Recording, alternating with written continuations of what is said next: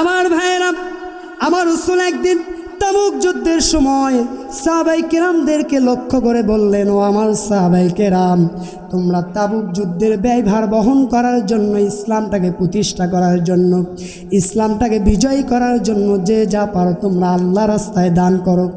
আমার রাসূল শুধু এতটুকু বলেছেন, সাহাবায়ে কেরামদের ভিতরে দানের প্রতিযোগিতা শুরু হয়ে গেল, কে কত বেশি দান করতে পারে। আমার ভাইয়েরা, আমার বন্ধুগণ, হজরতে উমর ফারুক রাদিয়াল্লাহু তাআলা আনহু তিনি মনে মনে চিন্তা করতেছেন, আমি তো আমার কোনো কাজে আমার দিনী ভাই আবু বকর সিদ্দিক রাদিয়াল্লাহু তাআলা আনহুকে পিছিয়ে ফেলাতে পারি নাই। আজকে দানের ক্ষেত্রে আমার দিনী ভাই আবু বকরকে আমি একটু পিছিয়ে ফেলাতে চাই। এই মনে করে তিনি করলেন কি, বাড়িতে চলে গেলেন, সমস্ত সম্পদগুলোকে একত্রিত করলেন, দুইটা ভাগে ভাগ করলেন। একটা ভাগ পরিবার পরিজন বর্গের জন্য বাড়িতে রেখে দিয়ে আসলেন, আর একটা ভাগ সঙ্গে নিয়ে আমার রাসূলের সামনে দাঁড়ায় গেলেন। আমার রাসূলের সামনে হজরতে উমর ফারুক রাদিয়াল্লাহু তাআলা আনহু দাঁড়ানোর সঙ্গে সঙ্গে আমার রাসূল মুস্কি একটা হাসি মারলেন। হজরতে উমর ফারুক রাদিয়াল্লাহু তাআলা আনহুকে লক্ষ্য করে বললেন, ও উমর, তুমি ইসলামের জন্য, দ্বীনের জন্য তোমার সম্পদ থেকে কতটুকু দান করার জন্য নিয়ে আসছো, আর বাড়িতে কতটুকু রেখে আসছো? হজরতে উমর ফারুক রাদিয়াল্লাহু তাআলা আনহু বললেন, ইয়া রাসূলুল্লাহ, ইয়া হাবিবাল্লাহ, আমার যতগুলো সম্পদ আছে সমস্ত সম্পদগুলোকে একত্রিত করে দুইটা ভাগে ভাগ করে, একটা ভাগ পরিবার পরিজন বর্গের জন্য বাড়িতে রেখে দিয়া, আর একটা ভাগ আল্লাহ রাস্তায় আল্লাহর সন্তুষ্টির জন্য, আল্লাহর দ্বীন ইসলামটাকে বিজয় করার জন্য, প্রতিষ্ঠা করার জন্য, তাবুক যুদ্ধের ব্যয়ভার বহন করার জন্য আমি দেওয়ার জন্য সঙ্গে নিয়ে আসছি। আমার রাসূল দারুণ খুশি হয়ে গেলেন, কল্যাণের জন্য দোয়া করে দিলেন। এক এক করে সাহাবায়ে কেরামগণ তাদের দানগুলো করলেন। আমার রাসূল দারুণ খুশি হয়ে গেলেন, সাহাবায়ে কেরামদের জন্য কল্যাণের দোয়া করে দিলেন। সর্বশেষে আবু বকর সিদ্দিক রাদিয়াল্লাহু তাআলা আনহু তার দানের সম্পদ নিয়ে আমার রাসূলের সামনে এসে দাঁড়ায় গেলেন। আমার বন্ধুগণ, আমার রাসূল আবু বকর সিদ্দিক রাদিয়াল্লাহু তাআলা আনহুকে লক্ষ্য করে বললেন, ও আমার প্রিয় সাহাবী আবু বকর, তুমি আল্লাহর পথে দেবার জন্য কি পরিমাণ সম্পদ সঙ্গে নিয়ে আসছো, আর কি পরিমাণ সম্পদ তুমি বাড়িতে রেখে আসছো? আমার ভাইয়েরা, আবু বকর সিদ্দিক রাদিয়াল্লাহু তাআলা আনহু মুস্কি একটা হাসি মেরে আমার রাসূলকে লক্ষ্য করে বললেন, ইয়া রাসূলুল্লাহ, আমি আমার বাড়িতে সব চাইতে মহামূল্যবান সম্পদটাকে রেখে দিয়া আমার কিছু নগণ্য সম্পদ, যা আমার কাছে কোনোই মূল্য নাই, আমি আল্লাহর পথে দেওয়ার জন্য সঙ্গে নিয়ে আসছি। আমার রাসূল বললেন, আবু বকর, তোমার কথা তো কিছুই বুঝতে পারলাম না।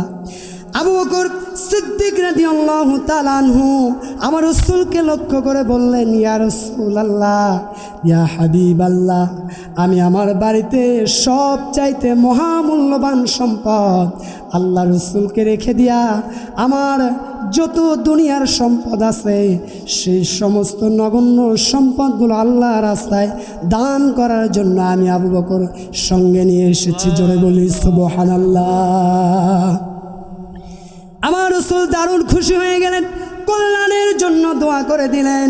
আমার রাসূল তিনি একবার তার দরবারে বসে আছেন, এমন সময় জিবরাইল আলাইহিস সালাতু ওয়াস সালাম তিনি করলেন কি, কম্বল পরিধান করে আমার রাসূলের সামনে এসে দাঁড়ায় গেলেন।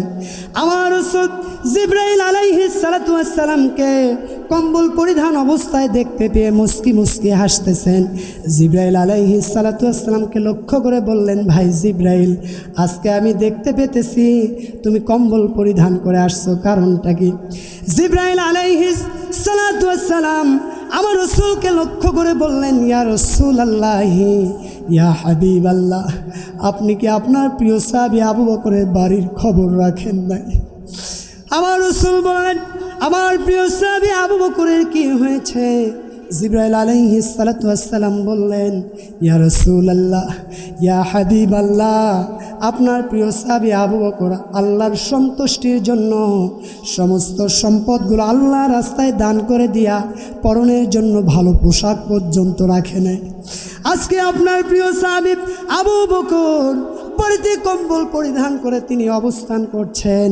আল্লাহ পাক আপনার প্রিয় সাহাবী আবু বকরের দানে দারুণ রাজি খুশি হয়ে গেছে। আল্লাহ পাক আরশের সমস্ত ফেরেশতাগুলোকে আজকে ডাক দিয়া আল্লাহ পাক নির্দেশ দিয়ে বলতেছেন, ও আমার আরশের ফেরেশতারা শোনো, আমার প্রিয় বান্দা আবু বকর আমার রাজি খুশির জন্য সমস্ত সম্পদগুলো ব্যয় করে দিয়া পরনের জন্য ভালো একটা পোশাক পর্যন্ত রাখে নেয়। আমি আমার প্রিয় বান্দা আবু বকরের দানে দারুণ রাজি খুশি হয়ে গেছি। অতএব তোমরা আমার প্রিয় বান্দা আবু বকরের জন্য সকলেই কম্বল পরিধান করো।